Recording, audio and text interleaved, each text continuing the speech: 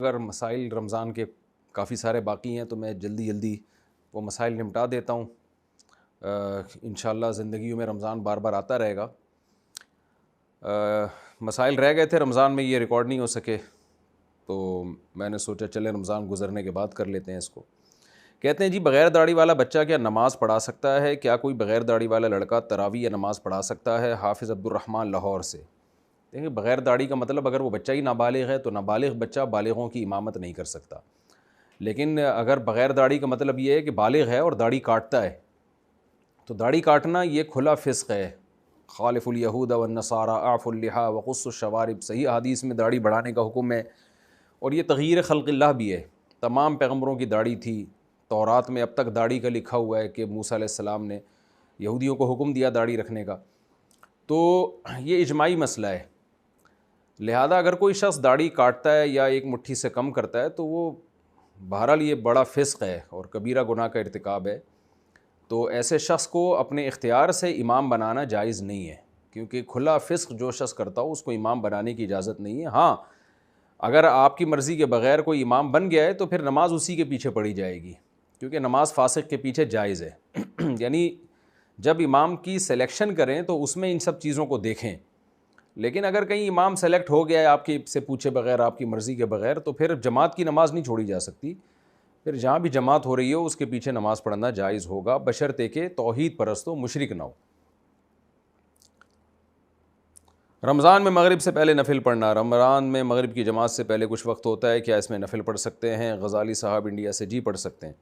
Plot پر نفع نہیں ہوا تو زکوٰۃ واجب ہوگی؟ میں نے 2 سال پہلے بزنس کی غرض سے ایک پلاٹ لیا تھا لیکن اس میں مجھے کوئی خاص نفع نہیں ہوا، کیا اس میں زکوٰۃ واجب ہے یا نہیں؟ عبداللہ صاحب سہارنپور سے، جی پھر بھی زکوٰۃ واجب ہے۔ جو بھی چیز آپ نے بیچنے کی نیت سے خریدی اور اب تک آپ کی نیت باقی ہے تو اس میں نفع ہو یا نہ ہو، اس کی جو بھی ویلیو ہوگی، جو جس پہ آپ بیچیں گے، یعنی اس وقت کی جو ویلیو ہے، چاہے اس پہ بیچیں نہ بیچیں، لیکن جو بیچنے والی ویلیو ہوگی اس ویلیو پہ زکوٰۃ واجب ہوگی۔ افطار کے کتنی دیر بعد جماعت کریں؟ ہمارے یہاں افطار کے اعلان کے فوراً بعد اذان دی جاتی ہے اور اس کے 10 منٹ بعد مغرب کی جماعت کھڑی کی جاتی ہے تاکہ لوگوں سہولت سے جماعت میں شریک ہو سکیں۔ کیا ہمارا یہ عمل ٹھیک ہے؟ حافظ شہباز عروجی انڈیا سے، جی ٹھیک ہے جی آپ کا عمل۔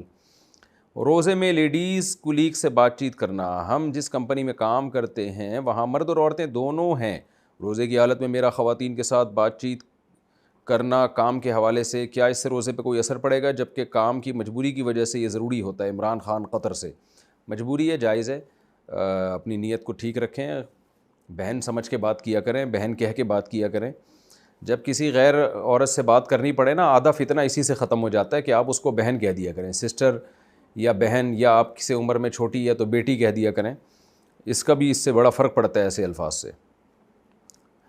اچھا بھائی، کیا قضا روزے پیر جمعرات اور ایام بیز میں رکھ سکتے ہیں؟ جو قضا روزے ہم رمضان کے رکھتے ہیں کیا ہم انہیں پیر اور جمعرات کے جو سنت روزے ہوتے ہیں ان کے ساتھ ساتھ نیت کر کے رکھ سکتے ہیں، یا پھر ان کے علاوہ کسی اور دن رکھنے ہوں گے؟ نیز ایام بیز میں بھی قضا کے روزے پورے کر سکتے ہیں یا وہ دن چھوڑ کر رکھنے ہوں گے؟ زیبا صاحبہ انڈیا سے، نہیں جی، ایام بیز یا پیر جمعرات کے روزے میں قضا رکھ تو سکتے ہیں لیکن پھر ایام بیز کے روزوں کا ثواب یا پیر جمعرات کے روزوں کا ثواب نہیں ملے گا، بلکہ قضا روزوں کا ثواب ملے گا۔ تو اس لیے اگر کسی کا یہ معمول ہو کہ سنت روزے بھی رکھتا ہو تو قضا روزے ان دنوں کے علاوہ رکھے اور پیر جمعرات اور ایام بیز میں سنت کی نیت سے روزے رکھے۔ اور میں نے بتایا کہ اگر رکھ لے گا پیر جمعرات کو قضا روزہ تو بھی ٹھیک ہے، لیکن پھر پیر جمعرات کے روزے کا ثواب نہیں ملے گا۔ ناپاکی کی حالت میں روزے کا حکم، سر میں پس والے دانے ہوں تو غسل کیسے کریں؟ میرے سر میں پس والے دانے نکلے ہوئے ہیں اور بہت ممکن ہے کہ جب میں غسل کرنے جاؤں تو اس میں سے پس بھی نکلے اور خون بھی نکلے، تو اس صورت میں میرے لیے غسل کرنے کا کیا حکم ہوگا؟ کہ نیز کیا پاک ہوئے بغیر میرا روزہ صحیح ہو جائے گا یا نہیں؟ مدیحہ صاحبہ کراچی سے، پاک ہوئے بغیر روزہ تو صحیح ہو جاتا ہے، البتہ پس والے دانے ہیں تو پانی ڈالنے سے پس نکل رہی ہے تو روزہ غسل تو پھر بھی ہو جائے گا، البتہ وضو ٹوٹ جائے گا پس نکلنے سے، اور اگر پانی ڈالنے سے زخم کے خراب ہونے کا خطرہ ہو تو پھر آپ سر کا جو جس حصے میں پانی ڈالنا ممکن نہیں ہے وہاں مسح کر لیں، پانی نہ ڈالیں، باقی باڈی کا غسل کر لیں۔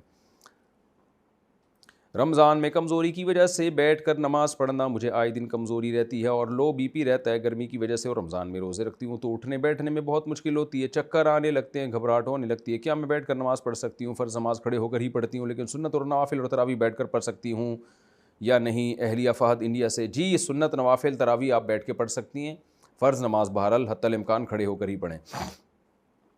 برکت کے لیے 27ویں شب کو نکاح کرنا مہر نکاح کے وقت واجب ہوگا یا رخصتی کے وقت؟ 5 ماہ بعد میری شادی ہے، لیکن میں نے اپنے سسرال والوں کو پیغام بھجوا دیا ہے کہ 27 رمضان چونکہ بابرکت شب ہے اور اس میں میرا قرآن مجید بھی مکمل ہوتا ہے تو ہم نکاح ابھی کر لیں اور رخصتی 5 ماہ بعد کر لیں، تو جو حق مہر دینا ہوتا ہے وہ میں بھی دے سکتا ہوں یا رخصتی کے وقت ہی دینا ہوگا؟ شریعت میں بہتر کیا ہے؟ آپ کی مرضی ہے، پہلے دے دیں ایڈوانس میں تو نور لنا نور، ورنہ جب تک رخصتی نہیں ہوتی شوہر پہ لازم نہیں ہوتا، اگر ایڈوانس میں دے دے تو بہت اچھی بات ہے۔ باقی 27ویں کو اگر آپ کے سسرال والے راضی ہو جاتے ہیں تو نکاح کر لیں، بہت اچھی بات ہے، لیکن بات یہ ہے کہ جب 27ویں رات کو آپ نکاح کریں گے تو عبادت میں کہاں دل لگے گا آپ کا؟ یہ عبادت کی رات ہے نا، ٹھیک ہے برکت کی رات بھی ہے لیکن اصل تو عبادت کی ہے، تو جب نکاح ہو جائے گا تو آپ کی کھوپڑی تو ادھر ہی دلہن کی طرف ہی جائے گی کہ یار چلو اس سے بات چیت کرتے ہیں، تو میرا خیال ہے کہ 27ویں رات کو آپ عبادت کو فوکس کر لیں، صبح ہوتے ہی نکاح کر لیں آپ۔ اب تو 27ویں رات گزر گئی، پتہ نہیں آپ نے شادی کر لی ہوگی کہ نہیں کی ہوگی، اللہ ہی جانے۔ اچھا بھائی، مجبوری میں سحری 18 درجے کی جگہ 15 ڈگری پر کرنا، کوئی شخص جو 18 ڈگری پر سحری بند کرتا ہو وہ شدید مجبوری کی وجہ سے 15 ڈگری پر بند کر سکتا ہے یا نہیں؟ عبید صاحب کشمیر سے۔ دیکھیں ہماری رائے میں تو بغیر شدید مجبوری کے بھی 15 ڈگری پہ بند کر سکتا ہے، کیونکہ جو ہماری تحقیق ہے اس کے مطابق سحری کا وقت اصل میں جو بند ہوتا ہے 15 ڈگری پہ ہوتا ہے، تو جس کو اس تحقیق پر مکمل اعتماد ہو تو وہ تو 15 پہ ہی بند کرے، میں تو 15 پہ ہی بند کرتا ہوں چاہے مجبوری نہ بھی ہو تو بھی۔ لیکن علماء کا چونکہ بہرحال اختلاف ہے، تو ایک عامی آدمی جس کی اپنی تحقیق نہیں ہے یا کسی کی تحقیق پر 100% اطمینان نہیں ہے، کیونکہ دونوں طرف علماء ہیں، تو پھر اس کے لیے احتیاط والا راستہ ہے۔ احتیاط یہ ہے کہ آپ 18 ڈگری پہ روزہ بند کر لیں اور 15 ڈگری پہ فجر کی نماز پڑھیں آپ، یعنی فجر 15 ڈگری سے پہلے نہ پڑھیں اور روزہ 18 پر بند کر دیں، تو یہ احتیاط والے قول پر ایک عامی آدمی عمل کر سکتا ہے۔ باقی یہ کہ دیگر علماء سے آپ رابطہ کر سکتے ہیں، ہماری رائے میں تو 15 ڈگری پر بغیر مجبوری کے بھی آپ روزہ بند کر سکتے ہیں۔ منہ میں نوالا ہو اور اذان ہو جائے تو کیا کریں؟ ہم سحری کر رہے ہیں اور منہ میں نوالا ہو، اسی دوران سائرن بج جائے اور اذان ہو جائے تو کیا وہ نوالا نگل لیں یا پھینک دیں؟ نگل لیں بھائی، اس کو نہیں پھینکیں، جلدی سے نگل لیں۔ حرام کمائی سے مسجد میں قرآن رکھوایا تو تلاوت کا حکم، ایک شخص کی کمائی حرام ہے اور وہ رمضان میں مسجدوں کے اندر قرآن رکھوا دیتا ہے، تو کیا اس قرآن میں پڑھنا صحیح ہوگا اور کیا اس شخص کو اس کا ثواب ملے گا یا نہیں؟ عبداللہ صاحب یو پی سے۔ اگر اس کی ٹوٹل آمدنی حرام ہے پھر تو نہ اس کے لیے قرآن رکھوانا جائز ہے، بلکہ تو بہت بڑا گناہ ہے کہ حرام آمدن سے قرآن خرید رہے ہو تم، اور اس قرآن سے پڑھنا بھی جائز نہیں ہوگا ان لوگوں کے لیے جن کو یقین ہو کہ اس شخص کی آمدن حرام ہے یا غالب گمان ہو، تو اس قرآن کو یہی ہو سکتا ہے کہ اس کو جو ہے بلا نیت ثواب کہیں صدقہ کر دیا جائے۔ اور ویسے بھی دیکھیں یہ مسجدوں میں قرآن رکھوانے کی جو رسم ہے یہ غلط ہے۔ پہلے زمانے میں مصحف جو قرآن کے مصاحف ہوتے تھے وہ بہت مہنگے ہوتے تھے، ہر آدمی کی پہنچ نہیں تھی، تو لوگ خرید کے وقف کر دیا کرتے تھے۔ اب مسجدوں میں ماشاءاللہ بہت زیادہ قرآن رکھے ہوئے ہوتے ہیں، انتظامیہ اس کو مینیج کر رہی ہوتی ہے اور لوگ لا کے جناب اور زیادہ رکھ دیتے ہیں، تو مسجد کی انتظامیہ کے لیے اس کو سنبھالنا بہت مشکل ہوتا ہے، تو اس لیے وہ کام کیا کریں نا جس کی سوسائٹی کو ضرورت ہو، تو حلال آمدن سے بھی قرآن نہ رکھیں مسجدوں میں۔ انتظامیہ اگر اعلان کر دے بھئی ہمیں قرآن کی ضرورت ہے تو پھر انتظامیہ سے پوچھ کے بھئی کتنے مصحف چاہیے مسجد کے لیے، پھر آپ تعاون کریں۔ جب تک کسی بھی مسجد کی انتظامیہ ایسا اعلان نہیں کرتی خود سے یہ کام نہ کریں۔ سوشل میڈیا استعمال کرنے سے کیا روزہ مکروہ ہو جاتا ہے؟ روزے کی حالت میں سوشل میڈیا استعمال کرنے سے روزہ مکروہ تو نہیں ہوتا۔ حبیب الرحمن انڈیا سے، بھئی غلط چیز دیکھیں گے تو چاہے سوشل میڈیا پہ دیکھیں یا بغیر سوشل میڈیا کے دیکھیں، تو غلط چیز دیکھیں گے تو روزہ مکروہ ہوگا، اور اگر سوشل میڈیا پہ جائز چیزیں دیکھ رہے ہیں تو مکروہ نہیں ہوگا۔ افطار کے بعد آنکھ کھلی تو روزہ قضا کرنا ہوگا۔ اگر ایک مزدور آدمی کام سے واپس آ کر سو جاتا ہے اور اس کی آنکھ افطاری کے 10 منٹ بعد کھلتی ہے تو کیا اس کا روزہ ہو جائے گا یا نہیں؟ روزہ مکروہ ہوگا یا قضا لازم ہوگی؟ امیر حمزہ انڈیا سے، ہو جائے گا جی اس کا روزہ۔ اچھا افطاری کے 10 منٹ بعد، ہاں ہو جائے گا، افطاری میں کھانا لازم نہیں ہے، سنت ہے افطاری کرنا، نہیں بھی کی تو روزہ ہو گیا اس کا۔